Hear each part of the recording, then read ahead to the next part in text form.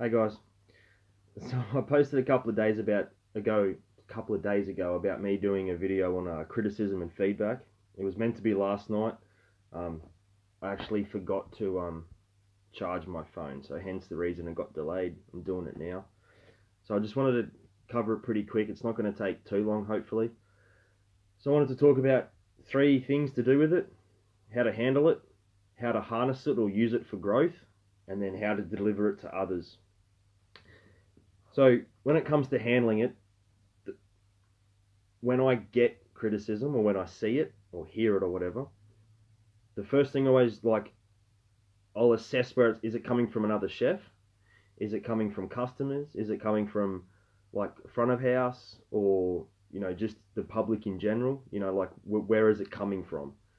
That's going to dictate how I take it. So if it's coming from a chef, I'm going to put far more stock in it if it's food based, obviously, because I know that they know exactly what they're talking about. It's tricky with customers sometimes because sometimes it might be, might be someone who knows a lot about food sitting out in the string you don't actually know. Um, Front of house again, same thing with food. Normally, the criticisms you get from front of house they will be attitude based. So they'll be like, "Chef, you being a cockhead." So again. Um, so a lot of people when they first hear it, they'll their first reaction is to get defensive, which is like that's natural, like because especially if you're talking about your food or whatever, people get pretty people get pretty passionate about it. So one thing I've noticed is like a lot of people they'll hear like I see this a lot of this is really prevalent on social media, probably not so much in real kitchens, well, not to a bigger extent, but they'll have like 9 or 10 people saying the same thing and they'll just refuse to listen or they just won't budge on it. I'm like, look, man, a lot of people telling you the same thing, they're probably onto something, like, so just keep in mind that, like, just keep that in mind. Yeah, like if it's one person out of 20, like, yep, fine. This goes for dishes on menus too. Like if you run a special and the sauce was too salty or your chicken was overcooked or whatever. If you have a lot of the customers that bought that special, that's probably right. If you sell 30 portions, only one person complains. You're like, well, your ratio is pretty good. You don't have to worry about it too much. Um, Also, you need to learn to separate yourself from the criticism. Again, this is a hard one. So, a dish, chefs create dishes and they always put themselves, dishes are an expression of themselves, like we all know this. But if I see somebody cook something and I taste it or it smells funny or like whatever it may be, and I decide to like opine on this and be like, oh hey man, what about this? I'm not I'm not having a dig at you. This isn't anything personal. This is to do with the dish. And a lot of chefs, because you're so likely to get so defensive, they'll think it's personal. Like, no, no, no, it's not a personal attack. Just remember that if someone's trying to give you legitimate criticism, they're not attacking you. Um, Even if it's attitudinal based. So, like, say you're being a cockhead at work, or you're a dickhead, or maybe your chef thinks you got a bad work ethic. It's still not like a personal attack. Like, depends on how it's delivered. Hey Chris, how are you, man? Good to see you. Good to see you. Um, it's still not really like a personal attack. If it's delivered in anger, then okay, yeah, maybe.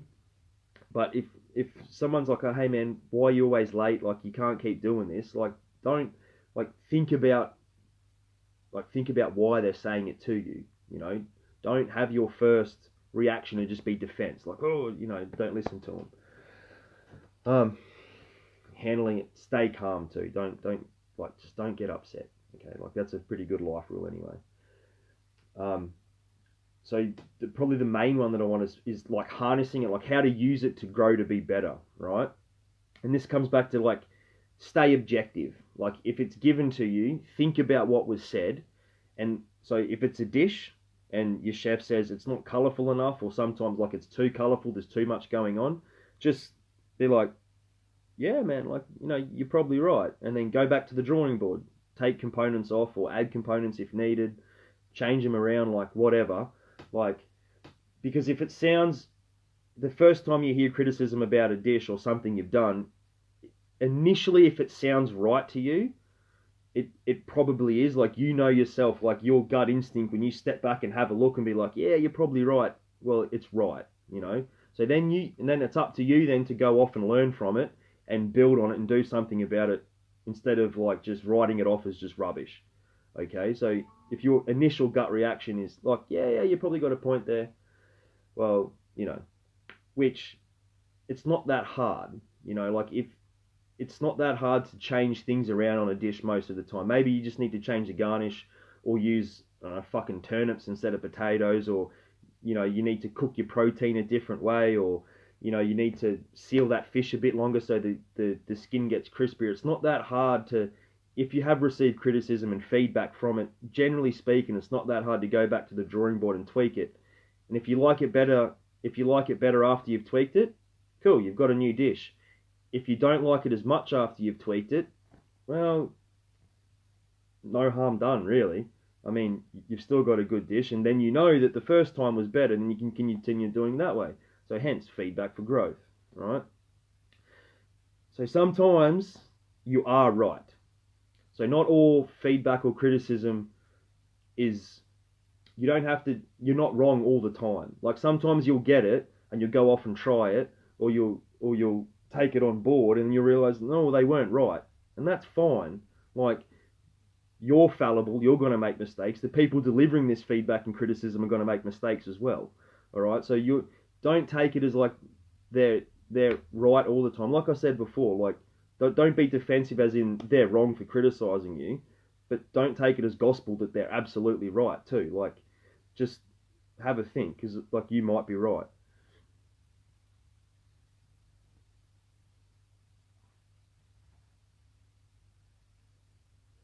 Yeah, Chris, that's really important, man. Especially like, yeah, chefs cop that a lot. Pride, and you cook with your passion. A lot of you, so to speak, is in dishes, and that's exactly where the defensiveness comes from. Um, so the third thing I'm going to talk about is how to deliver it, which will touch on this, like how you deliver criticism to someone will heavily influence on how they react to it as well.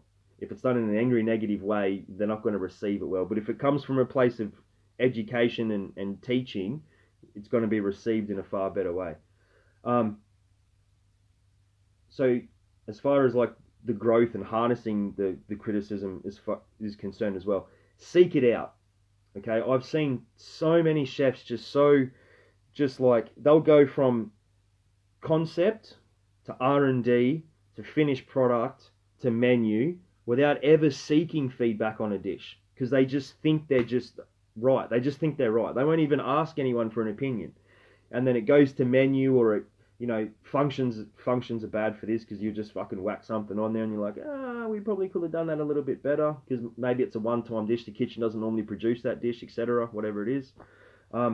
Seek it out, First ask your brigade, then ask your front of house, ask your managers. If you have regular customers that come in all the time that normally order a certain dish, just send one out to them. Go, hey guys, chef's trying a new dish. Wondering if we could get some feedback on you.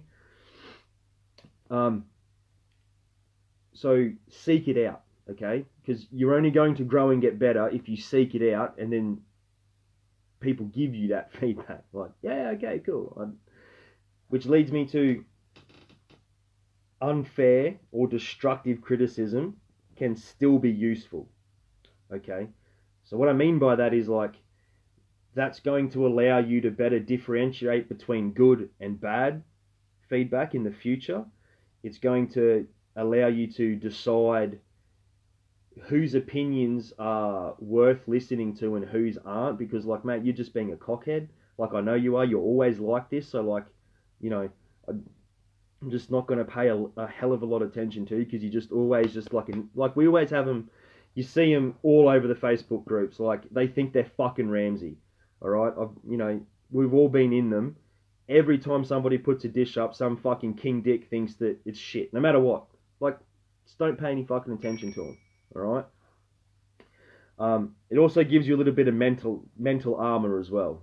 All right, like, yeah, you're a cockhead. Like, it builds up your defenses mentally a little bit, and it allows you sort of decipher the good from the bad.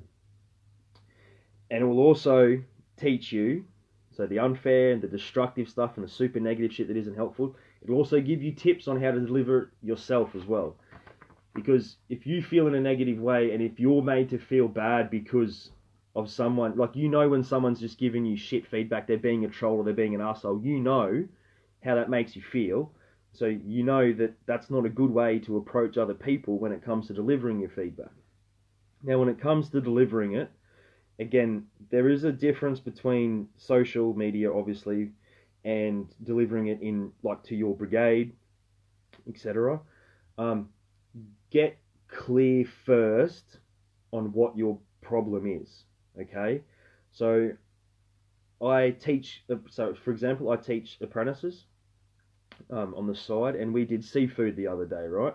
And we had scallops and prawns, and the scallops were just like, the guys weren't cooking them well enough, right? So the dish as a whole was good, but they didn't have a nice sear on it. So I went to them and said, look, everything else is good, guys, but like, that scallop's not right. I got clear on what the actual problem was, so I didn't go meandering off onto like different fucking tangents, cracking on about whatever. Like, get clear about what your issue is.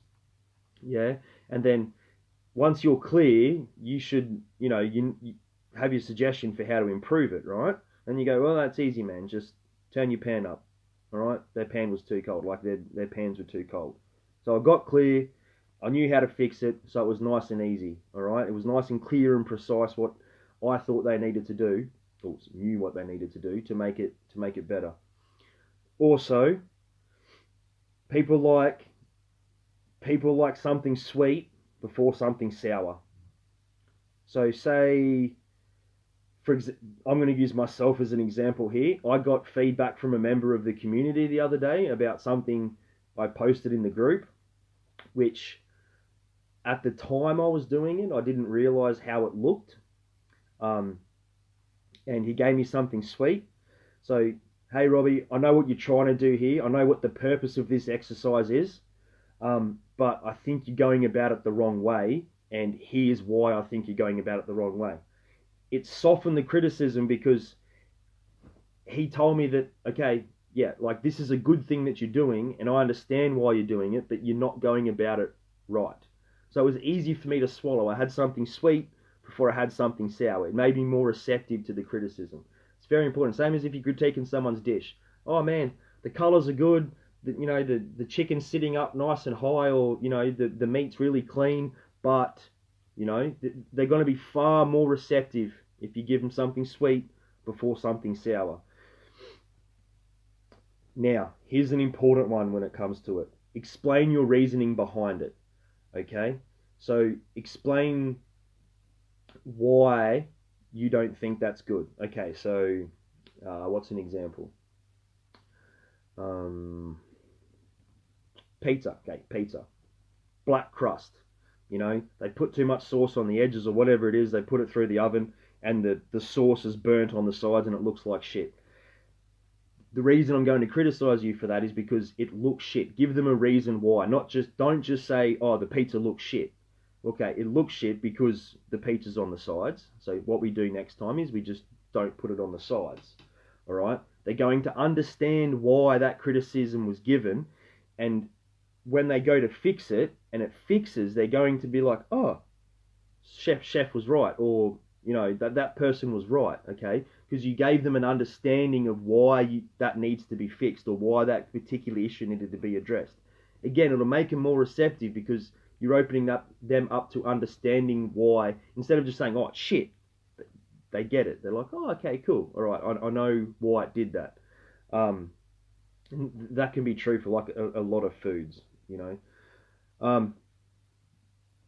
So dealing it out. Be prepared for resistance. Okay, like I touched on before, be prepared for resistance. Like Chris said, people can lash out, they'll get dirty at you. Just don't return that with hostility. Okay, because that'll be your natural reaction. Someone's been hostile to you and you're going to be like, you're going to want to jump back. Don't do that. Okay, because you're trying to deliver criticism or you're trying to deliver feedback in an educational, informational manner, so they can move forward and everybody can move forward with a better dish and everyone's happy. If you get hostile as soon as they do, it just turns into a shit show. It can turn into a screaming match or a fucking. You might as well just pull your dicks out and measure them, because that's what it turns into. Yeah. So just remain calm, remain cool. Hey man, it's just a suggestion. I've done this dish before. This is how I did it. So like, maybe we could give it a try. Just soft language like that. I'm not a fan of escalating situations like that. We've all seen it. It can just, especially on social media, I mean, fuck me, it just turned into a shit show. And sometimes there's nothing you can do about that. Yeah, and always come from a place of education. So like, why I'm giving you this criticism, why I think it'll make the dish better, and then, just go and try it. Like I said before, just go and try it. Finally, when it comes to dishing it out, not everyone's going to be receptive, and you're just going to have to deal with that. Not everybody is going to be open and receptive to feedback or criticism, negative or positive. Well, it's not one I'd suggest, Kevin. I wouldn't suggest it. It's not one that. It's definitely not one I'd suggest. Yeah. No, that's right, Alex. Don't become arrogant. Do not. Okay. Come across, like, again, from a place of education and like information. Okay. Because like I said before, if it's your dish getting critiqued, sometimes you are going to be right. And if you're delivering the criticism, sometimes you're going to be wrong as well. Like, the original would be better. Maybe your idea isn't going to work. Okay? So, very, very good point, Alex. Remember that too. Like, you're not always going to be right or wrong or whatever.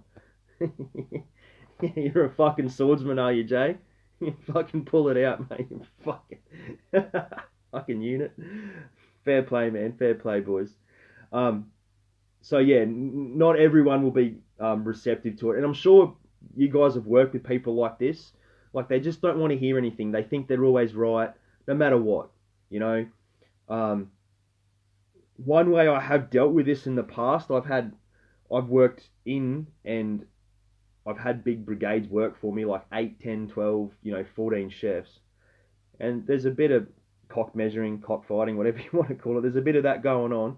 I'm like, right, boys, let's pick two chefs who are always at each other's throats because they think they're better than each other and they don't, they think they're the fucking greatest. All right, man, let's run some specials. You run one, let's see who outsells who. All right? Have them have to be open to criticism because they're going to have to face each other. Like, all right, why didn't mine sell? Why did yours outsell mine? Like, a bit of friendly competition is always nice. Hi, Tim. Hope you're well, man. But yeah, not everyone, and at the end of the day, you just have to deal with that. Like, okay, all right, man, you're not open to it, do your thing. Those team members are not. It's a trait. It's a positive personality trait to be able to receive.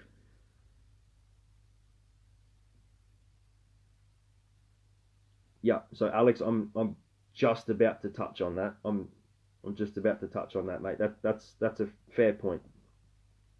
Yeah, yeah. Okay, I'm about to touch on that. Yeah, not everyone will be receptive to it. You're just gonna have to deal with it. Now, Alex just said to me, honestly, if I don't see anything that I can respect you for, I'll probably ignore the feedback. Okay. So in some cases that's fine.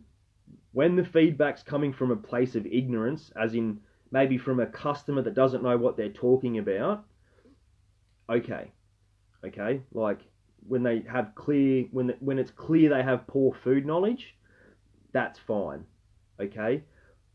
But sometimes customers who or other chefs who you might not respect might have a little bit more knowledge about that one particular thing, a sauce or a method or whatever, that maybe you're learning and you don't know that they know more about it than you. They haven't shown you that yet. So you might not have seen that side of them yet. perfect example for me is proteins. Okay, so the current gig I'm working at, they're switching from everything getting bought in portions to whole breakdown. And this chef, he's not very good with boning out meat and portioning meat and cleaning meat. I am, right? And he wouldn't accept feedback from me because he didn't think I knew what I was talking about. So the delivery came in and I did breakdown in front of him and I did all portions. I had everything within 10, 15 grams, bang, bang, bang. It's all clean, no trim. And he's like, oh, fuck. Like, you do know what you're talking about. So just be careful with that, Alex, because you don't always know what somebody knows. And they very well could know stuff that they just haven't been able to show you, or you haven't been exposed to that about them because you haven't done that dish or that product yet. So you're absolutely right that if it comes from a place of ignorance, fine. You know, you can probably safely ignore it, but just, yeah, don't just outright dismiss it straight away. Like, at least still try to take it on board and process it like I spoke about before. Yeah, I work with a line cook who said he had 23 years experience but couldn't cook a set of over medium eggs properly or consistently. We tried helping him, but he knew everything. Yeah, I mean, eggs, mate, really? Like, really? Fuck. Okay, let him cook his eggs his way. Or better yet, tell him not to cook eggs, because if they were shit, you don't want him sending them out to the customer, and leave him off the line, get him off whatever station does eggs, and if he complains about it, we're like, well, mate, your eggs are shit. You don't think they are, but we think they are. Don't fucking cook them, okay? Like, fuck him. Don't fucking deal with that shit. Fucking eggs. Fucking idiots. Alright, guys, so I wanted to keep this video fairly short. I do have to shout out to Alex, who's watching. He was the genesis for this little chat. So big ups to Alex. Thank you very much, mate. Much appreciated your help. Yep.